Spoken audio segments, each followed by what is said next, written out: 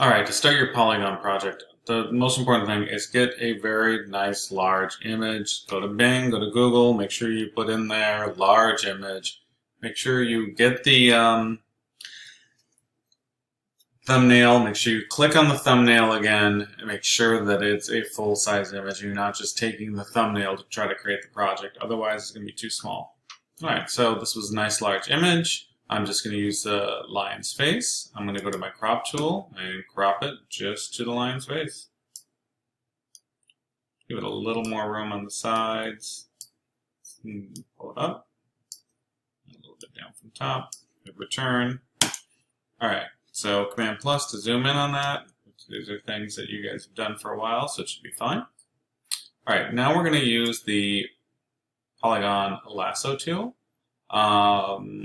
It's the middle one right here. I'm going to cut him out of here with the Polygon lasso tool, and you don't have to be very careful with this. I'm just going to go click and click and click for this guy just a little bit. And, we want it to have a polygon look, so we're going to make it a little bit jagged. I'm going to do his whole mane here. And then I'll just figure out where I want the mane to go here.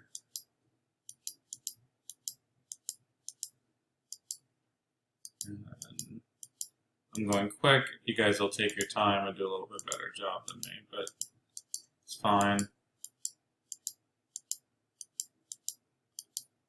Alright, we'll see how this looks here. There he is. Once you got him selected, do a Command J and then throw away original layer. Alright, now I'm going to go ahead and do a Command T so I can move him so he is lined up, so he's horizontal and his head was not perfectly straight. There we go. Hit return. Now I'm going to go to my rectangular marquee tool. I'm going to go right to the middle, the best I can anyway. Now, it's not lined up perfectly. I can just use the arrows on my keyboard to tap it over, and I do want it right in the middle. That should be good. Hit delete. There we go. Now we're ready to start our project. Command D to deselect. Now we're going to use the Polygon lasso tool, and we're going to start selecting out parts of the lion. Now, this can be tricky because you want to make sure that you do it not too much, but then you don't want it too little either. So I'm going to take you a few attempts at this. So you're going to try to separate out parts that you know are a different color. So if I go here, I can see this is a different color. I can go ahead and hit return. It selected that area.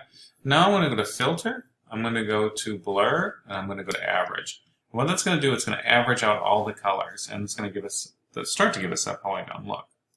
So Command D to deselect, and then I will go ahead and do another one.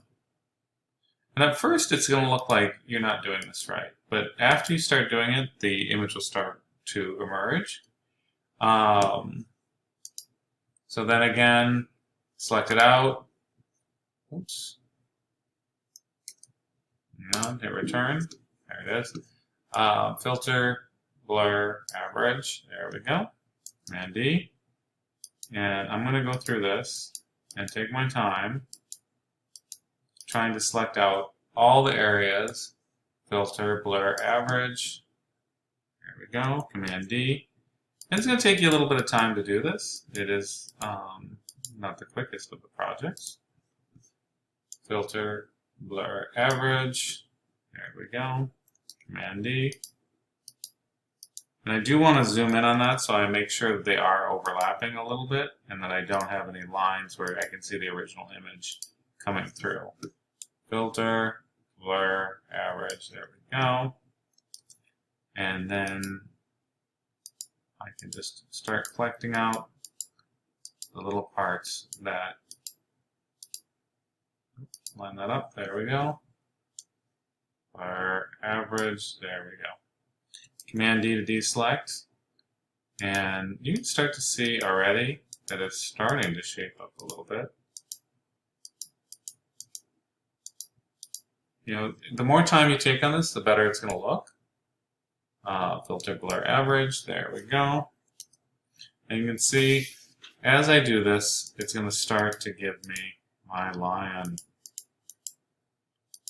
Some of it's just a judgment call on where it's going to look the best. There we go. Just make sure there is nowhere that you have imagery that's not overlapping, because that really starts to make it look not good when you can see the image underneath. Go. And then try to keep this as jagged as possible. The more jagged your imagery and the more kind of bold lines you have, the better this is going to look. Oops, see, I have a spot there. You can see where this is where my image was not perfect, so I want to go in. Let's do that little one, and I do want to hide that. There we go. You can see even on the bottom, it's not perfect, so let me just go in here and do a little one really quick.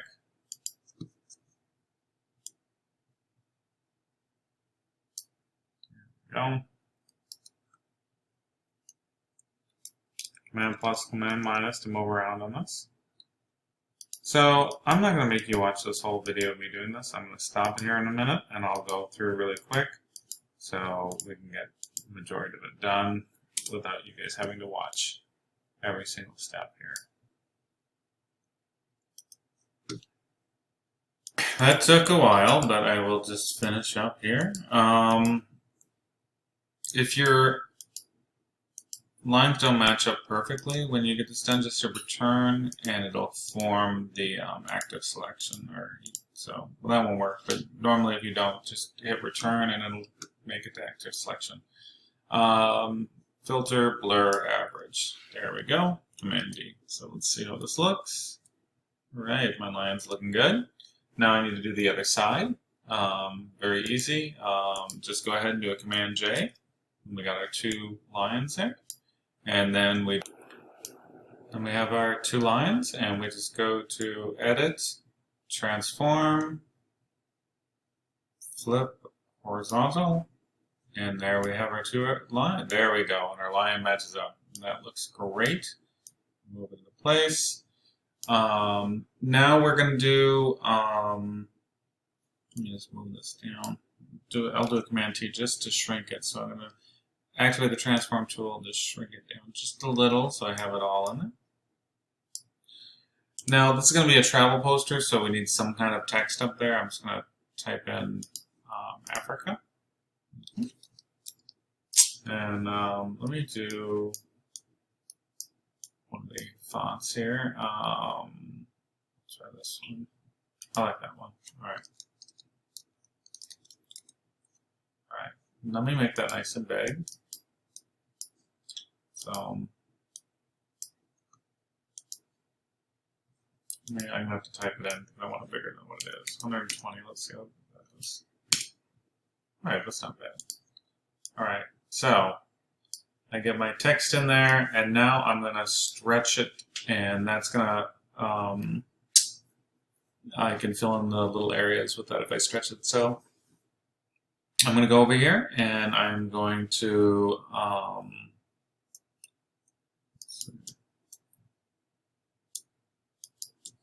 oops, Command minus. Right, 1 second here. Alright, I'm going to go over here and it's going to be Control click. If you're on PC, it'll be right click. So then I'm going to go to Rasterize Type.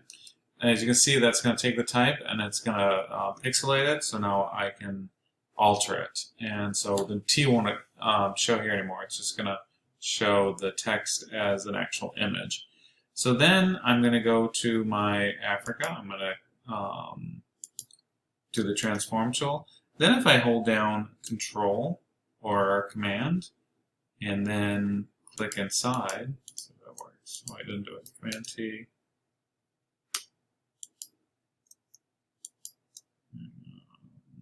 Oh, sorry. That's hitting the wrong button. Hold down Control, click inside, and then we're going to go to Warp. And then this will allow us to stretch the text. So we can stretch it into place if we want to and have it fit poster a little bit better. And there's all sorts of things you can do with the stretch the text, which is not always a good idea, but you can play around with this, and sometimes it can work and look really good if that's what you want. So I'll play around, fix it in, say that's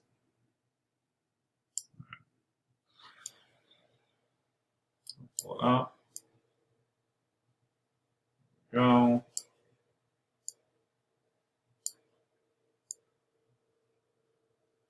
Get it to where you want it to be, just hit return. And then it's a little tight, so I'll select everything, Command T, a little more space. There we go. And then I will put a background on there. Just make a blank layer down here at the bottom. Drop at the bottom. And then I get a color. I'll just get a tint of that color that I already have. Let's see how this looks. The paint bucket tool, drop it in. And that's how you're going to do your travel posters. So if you want to add additional text, but really it's going to be just more graphic. So just pick a country or a city, pick something that you can use for icon. It doesn't have to be an animal. Some people did other objects that looked really good. And you just have to be very intuitive how you're going to use the shapes in here, because you want some bigger, some smaller. And then when that's done, we're just going to select all the layers, do a Command D, merge them, and then we're done. So you're going to do 2 travel posters this week. They are going to take a little bit of time because of the way the Polygon project works. It will take some time to do. So try to be creative with it. I'll put some examples up so you guys can see. All right. And then I do want you to also learn how to rasterize the type and distort the type that way. All right.